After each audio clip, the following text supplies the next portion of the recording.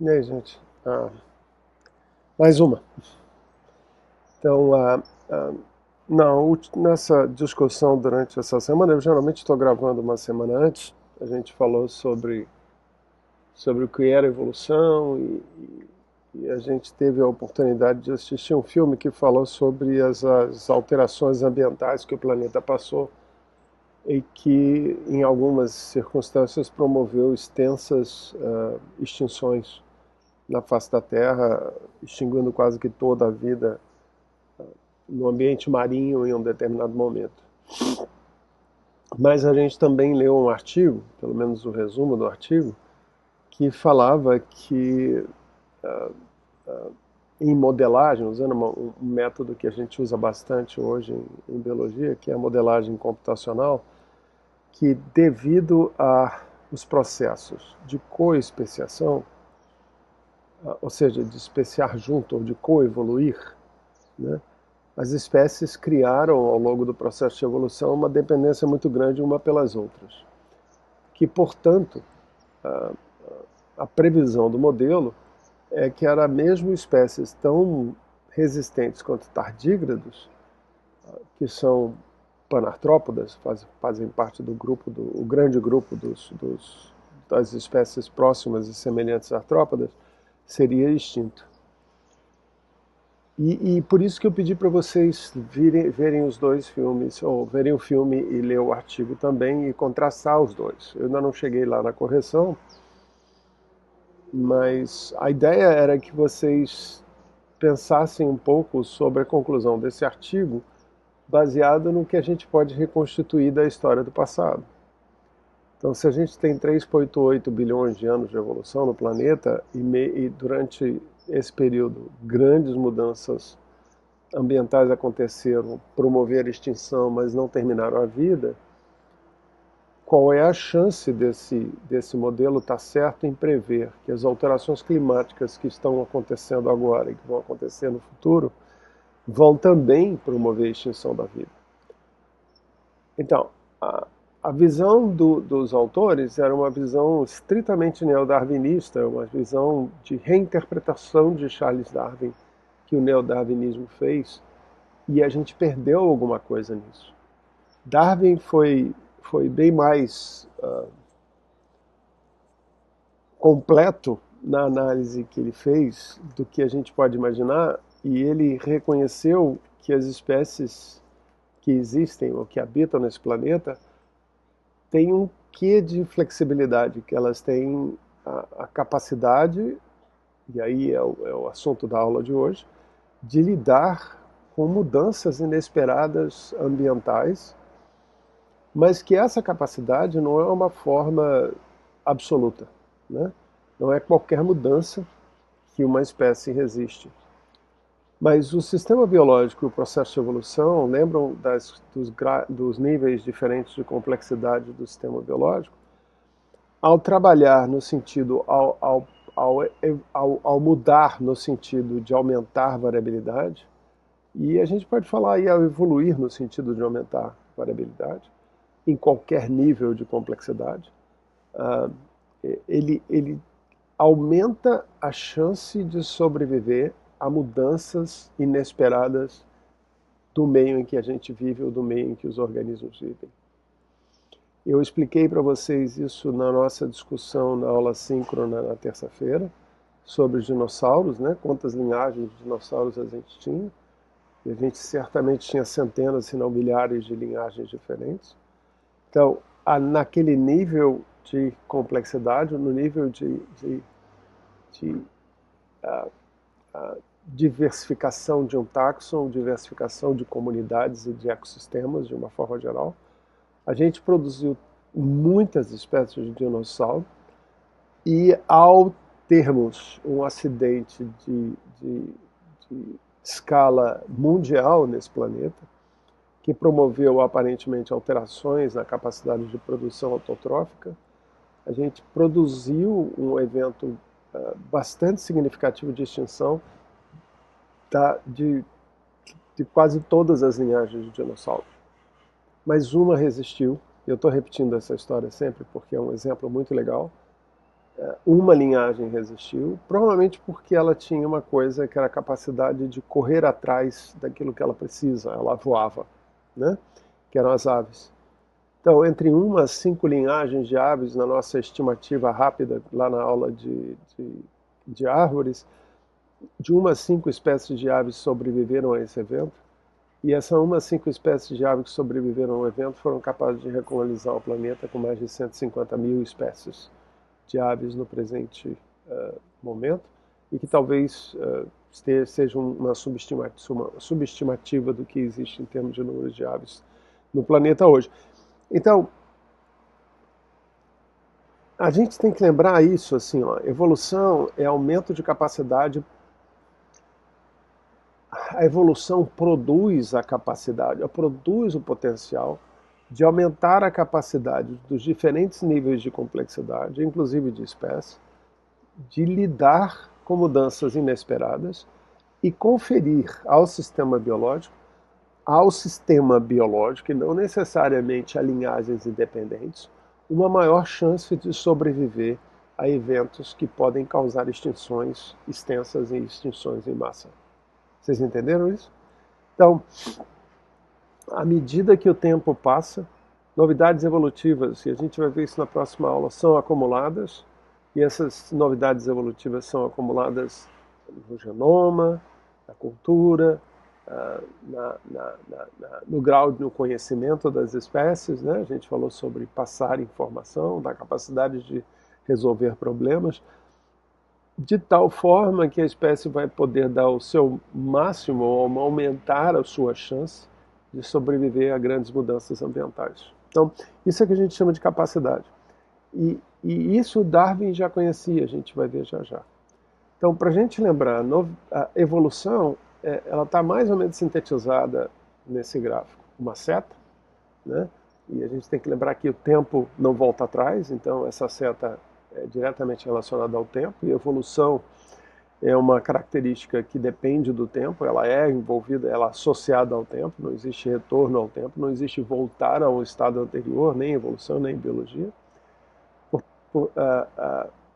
E ela é associada a esse acúmulo gradativo, desde o começo da vida nesse planeta, de novidades evolutivas que podem ser incorporadas de várias maneiras, isso também é assunto da próxima aula, compondo uma coisa que a gente vai ver ao final dessa aula, que é chamado de espaço informativo, e não é só genética, nós já falamos sobre isso, não é só a genética clássica, não é só a genética que foi considerada como pelo neodarwinismo, é também a genética mais moderna, quando a gente fala de pleiotropia, epistasia, quando a gente fala de características plásticas e assim por diante, que estão contidas no genoma.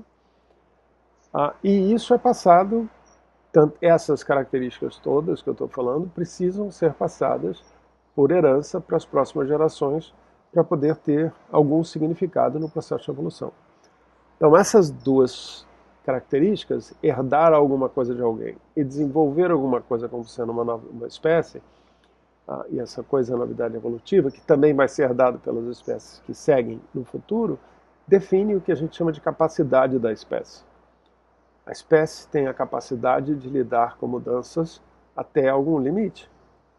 A comunidade, outro nível de complexidade, tem capacidade de lidar com mudanças até um determinado limite. O conjunto de indivíduos de uma espécie, população, tem a capacidade de gerar ou de lidar com essas mudanças.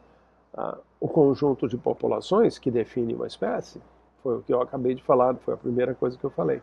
Então a gente tem que ver que essa capacidade é uma coisa que se repete em níveis de complexidade do sistema biológico, e a gente vai conversar sobre isso na nossa aula síncrona.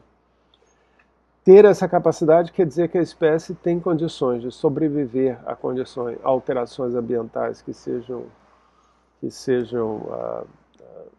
impactantes para o sistema biológico, né? Ou não, mas eu estou colocando cartas na mesa, eu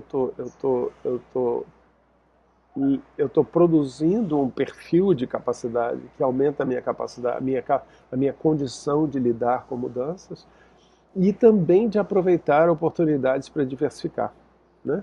por exemplo, dispersar para novos ambientes, dispersar, pular barreiras geográficas, sobreviver mudanças ambientais que possam ocorrer num lugar e não no outro, e que podem promover uma coisa que a gente chama de diversificação. A gente vai ver como é que isso é feito lá para frente.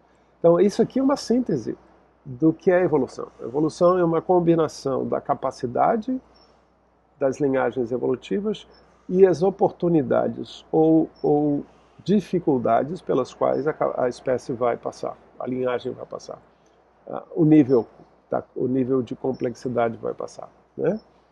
Então, essa é a forma pela qual muitos ainda enxergam a evolução, que é um reflexo direto de uma má interpretação do que Charles Darwin disse na Origem das Espécies. E ele tentou esclarecer isso nas últimas versões da Origem das Espécies, mas aparentemente a gente não foi capaz de entender, e a gente está entendendo isso agora. Então esse é um filmezinho que vocês talvez já tenham visto, sobre a evolução de bactéria. Eu vou tentar explicar, ele está em inglês. Eu espero que o som não saia. Vai sair. Eu vou deixar vocês... So what we ended up building was basically a petri dish, except that it's 2 feet by 4 feet. And the way we set it up is that there are 9 bands, and at the base of each of these bands, we put a normal petri dish thick agar with different... Ok. Então, o que ele está... pulou. Ai, meu Deus, peraí. O que ele falou agora no instante foi mostrar essa placa, que é uma placa de Petri contendo agarose e substância de alimentação das bactérias. Acho que foi usado para Escherichia coli, que é uma bactéria muito usada em experimentos. Então, vocês vão ver, então eles colocaram essa grande placa de agar e eles colocaram faixas de antibióticos em concentrações diferentes. É isso que ele vai mostrar. E aí eles semearam bactérias nos 2 lados da placa. Isso foi feito em Harvard, se eu não me engano. Ele vai falar ali já. Preste atenção, se você entende um pouquinho do inglês, eu vou falar lá no final, se eu conseguir parar, porque quando eu tento parar ele pula para o próximo slide, mas eu tento falar no meio. Preste atenção que ele interpreta isso como sendo mutações e que ele não efetivamente fala isso, mas ele parece sugerir que essas mutações acontecem imediatamente antes da exposição ao problema, ou no momento de exposição do problema. Como se o meio fosse capaz de induzir a formação de mutações específicas. Mas depois da apresentação, se eu conseguir parar a imagem, eu vou mostrar para vocês o que eu acho que aconteceu e que é o que todos hoje acreditam acontece para as linhagens de vida livre, ou de animais e plantas e assim por diante, para o Egito, o que for, que é acumular informação, muitas delas que não são usadas diretamente sob uma determinada pressão seletiva presente, mas que ela pode ser importante no futuro, né? Pode ser uma mutação, pode ser um comportamento, pode ser o acúmulo de informação que vai ser diferente, ou que vai fazer diferença no futuro. Então vamos ver de novo o filme. Eu vou deixar o filme correr até o final, e aí eu tento ver no final se eu consigo parar, tá bom? Então vamos lá. So what we ended up building was basically a petri dish, except that it's 2 feet by 4 feet. And the way we set it up is that there are 9 bands, and at the base of each of these bands, we put a normal petri dish thick agar with different amounts of antibiotic. On the outside, there's no antibiotic. Just in from that, there's barely more than the E. coli can survive. Inside of that, there's 10 times as much, 100 times, and then finally the middle band has 1,000 times as much antibiotic. And then across the top of it, pour some thin agar that bacteria can move around in. The background is black because there's ink in it, and the bacteria appear as white. A bactéria crescendo, já em First, campo. you see they spread in the area where there's no antibiotic, up until the point they can no longer survive. Then a mutant appears on the right. A gente chama mutante, aparece, tá, né? Mas Resistant não to apareceu um antibiotic, não, it apareceram spreads vários. until it starts to compete with other mutants around it. When these mutants hit the next boundary, they too have to pause and develop new mutations to make it into 10 Ele está times as much assumindo uma antibiotic. mutação mágica aparecendo. And then you see the Passou para a different fase. mutants repeat this at 100. Lembra que está repetindo dos 2 lados. And after about 11 days, they finally make it into 1,000 times as much antibiotic as the wild type can survive. And so we can see by this process of accumulating successive mutations that bacteria, which are normally sensitive to an antibiotic, can evolve resistance to extremely high concentrations in a short period of time. Então, deixa eu ver se eu consigo voltar aqui. Vou voltar aqui. Então, a interpretação aqui é que a bactéria ela cresce, ocupa o espaço que ela pode ocupar e aí ela para. Aí ela para e espera a mutação acontecer, que vai permitir ela passar para o próximo estágio. Aí ela para de novo, mesma coisa, para de novo a mesma coisa. Então essa é uma maneira de interpretar a coisa e é por isso que tem um mágico do lado direito, que é a forma mágica de ver a evolução. É impossível acontecer isso? Não, não é impossível. É possível acontecer isso. É provável acontecer isso? Provavelmente é muito pouco provável, né? A probabilidade de uma mutação mágica, uma mutação específica acontecer exatamente quando a seleção surge é muito pequena. Então, para que uma espécie possa ser submetida ao processo de seleção, ela tem que ter essa capacidade já embutida no seu genoma ou no seu fenoma, se vocês quiserem, considerando o fenótipo, o conjunto de fenótipos possíveis de serem produzidos, inclusive associando o fenótipo estendido que a gente conversou na nossa discussão síncrona. Então, o que parece estar acontecendo é que, de fato, a frequência daqueles organismos que eram capazes de viver numa concentração maior de antibiótico era menor na população original.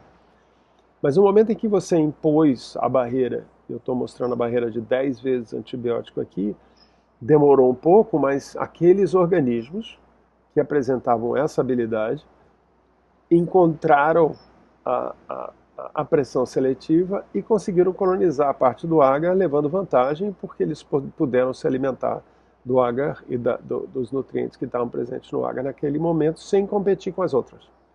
E o mesmo aconteceu na de 100 e o mesmo aconteceu, perdão, aqui é 10, 100, 1000, não é isso? E aqui é 10 mil, eu não me lembro qual eram os valores, mas o mesmo aconteceu em cada momento que houve essa pausa, com maior ou menos sucesso. A gente pode ver que teve várias entradas, dá para ver direitinho. Então é assim, não é uma bactéria que sofreu mutação, uma célula que sofreu mutação e aquela célula foi capaz de colonizar um novo ambiente com maior concentração de antibiótico. Aparentemente o que aconteceu aqui foi seleção de indivíduos que estavam com baixa frequência na população e que foram capazes de lidar com concentração maior de antibiótico, né? Então, gradativamente, para que eles chegassem até esse momento, eles demoraram. Mas isso é uma coisa fundamental. Você não está submetido a uma seleção natural nova se você não é capaz de sobreviver nela.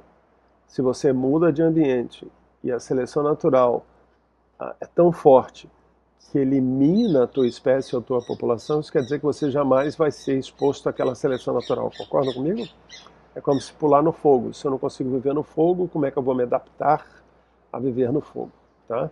Então essa é a forma mágica de pensar do neodarwinismo e de algumas pessoas ainda. Eu vejo que alguns de vocês também responderam com essa mesma perspectiva.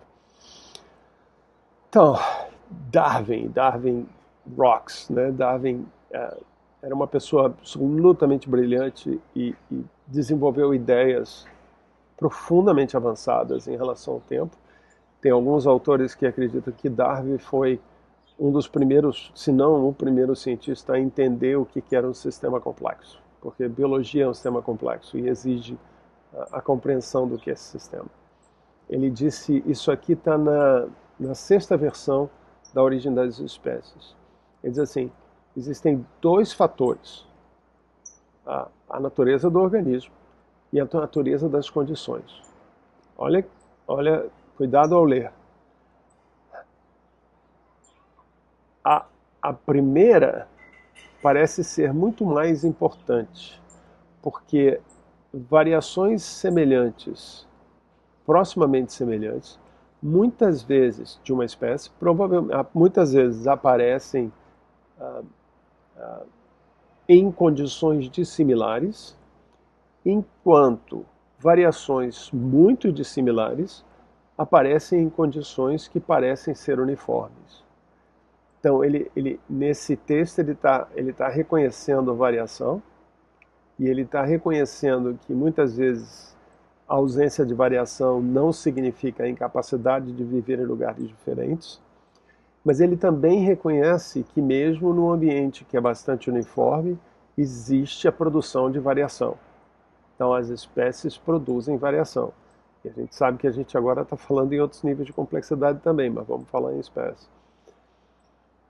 E ele reconhece que é muito mais importante nesse embate entre natureza das condições, que seria o ambiente, pressão seletiva, e a natureza do organismo, que é a capacidade do organismo, que a natureza do organismo é mais importante.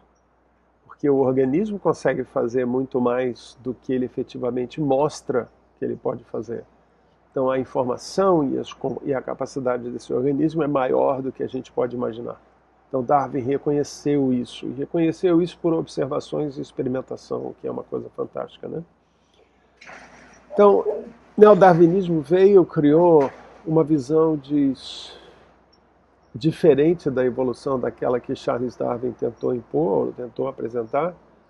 E Jensen, esse pesquisador da Universidade da Pensilvânia, começou a trabalhar com polinização de insetos e insetos fitófagos nesse Parque Nacional de Santa Rosa, na América Central, se eu não me engano, Costa Rica.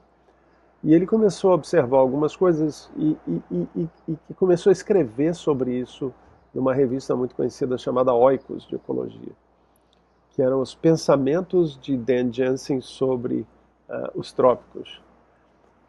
E aí ele começou a notar, nos estudos que ele fazia, que dependendo do local em que ele estava, ele encontrava uma planta sendo polinizada por algumas espécies de inseto, e em outros locais ele encontrava a mesma planta sendo polinizada por outras espécies de insetos.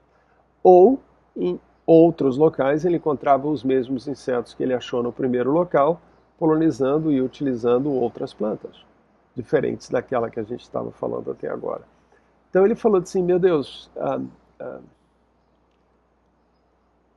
a outra coisa que ele acumulou, assim, esse parque nacional, essa região aí, era composta de espécies que não evoluíram no parque. Ou seja, elas vieram tanto do norte quanto do sul. Lembram que a América Central estava debaixo d'água cerca de 3,5 milhões de anos atrás? E aí, com 3,5 milhões de anos atrás, foi criada essa ponte entre a América do Sul e a América do Norte, e as espécies dos dois continentes migraram para a América Central, formando uma zona, um ecótone mesmo, uma zona de transição. Então, espécies que não tiveram qualquer contato durante o processo de evolução formaram associações muito, muito íntimas, simbióticas mesmo, nessa região, e produziram uma comunidade riquíssima, né?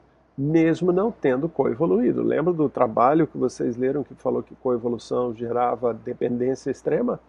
Nesse caso, apesar de terem evoluído em momentos diferentes, em comunidades diferentes, essas espécies não são interdependentes e elas são capazes de criar novas associações.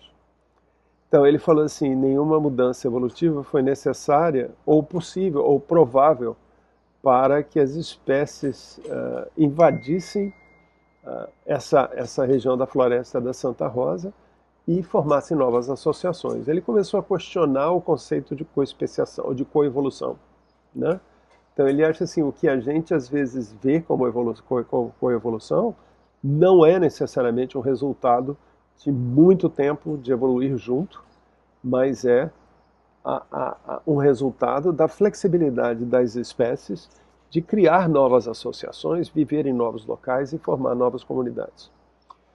Então, foi notar, ele criou o conceito de ecological fitting, que é ajuste ecológico. Ele diz assim, independente da história evolutiva das espécies, muitas espécies que se originaram em lugares diferentes e que dispersaram para novos locais, puderam estabelecer novas associações com espécies que elas nunca encontraram antes.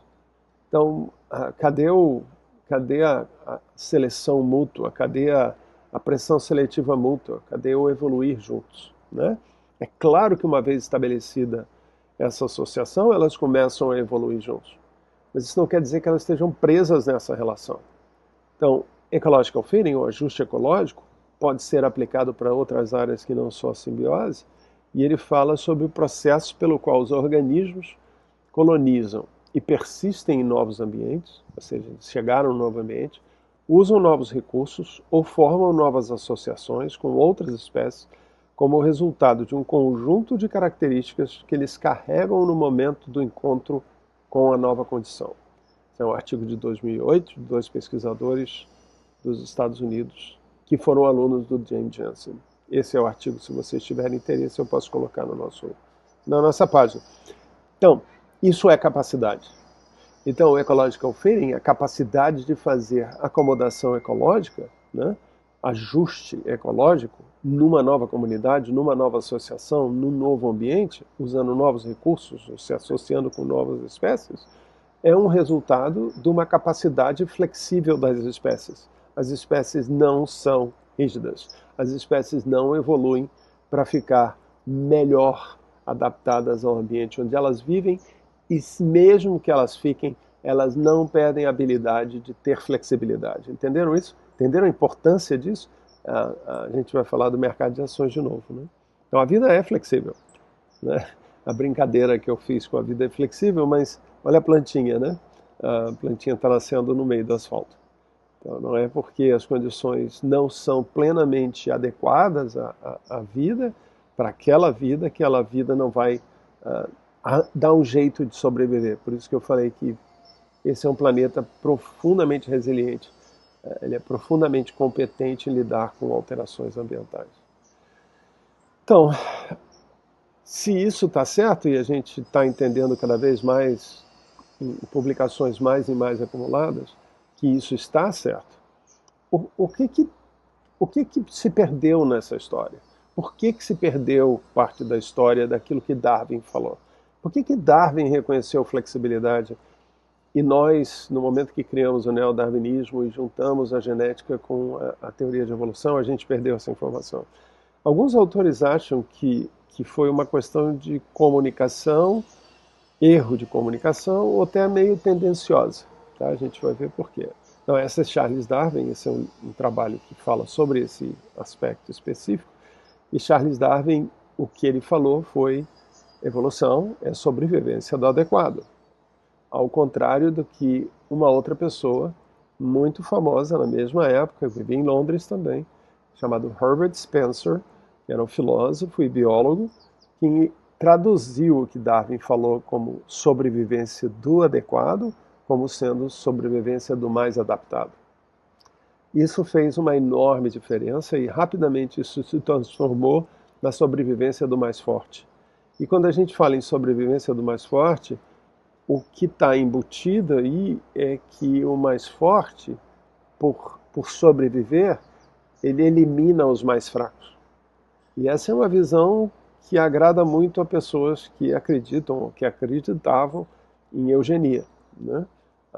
Onde uma raça era superior à outra e, portanto, ela deveria dominar o mundo, dominar o planeta ou dominar um país.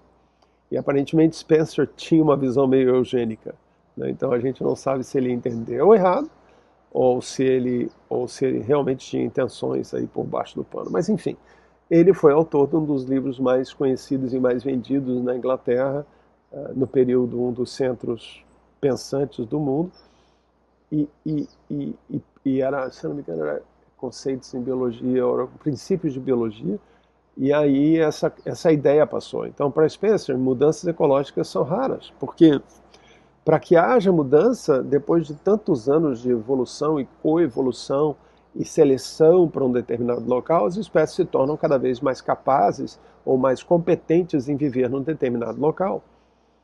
Portanto, elas, dentro dessa ideia de sobrevivência mais forte, elas perdem a habilidade de mudar de ecologia, de mudar um local, de mudar o parceiro de uma associação ecológica. Portanto, para Spencer e para muitos dos neodarwinistas, a mutação certa tinha que aparecer na hora certa, né? É aquele filminho que a gente viu. E aí tinha um conceito muito forte no neodarwinismo que era especialização beco sem saída. Especialização beco sem saída é aquela especialização que é tão perfeita, que a espécie se torna tão perfeita, que ela perde a habilidade de mudar a ecologia. Então, ela depende estritamente uma da outra, que é o que aquele autor do artigo que a gente leu, o primeiro artigo que a gente leu, sugere. A espécie depende do outro parceiro, da outra espécie parceiro para sobreviver, e se o parceiro entra em extinção, ela entra em extinção também, e aí a gente vai ter lá como se fosse o dominó, um caindo atrás do outro. Mas Darwin não falou sobre isso. Darwin falou as espécies são mais flexíveis às mudanças do que elas parecem, elas produzem e acumulam capacidade ao longo do tempo, portanto, mudanças ecológicas ocorrem com bastante frequência, comparativamente à outra opção. E isso é interessante. Especialistas verdadeiros, beco sem saída, deve ser raro, porque a maioria das espécies retém a habilidade de fazer mudanças ecológicas, né? E a gente está vendo isso aí com doenças emergentes. Quantas enfermidades emergentes a espécie humana foi capaz de incorporar na sua biologia nos últimos 30, 40, 50 anos, 100 anos, né? Um monte. A maioria delas zoonose e a maioria delas espécies que foram capazes de fazer ecological feeding ou acomodação ecológica no nosso sistema biológico. Então eu vou parar por aqui, daqui a pouquinho eu continuo, porque eu tenho uma reunião, tá, gente?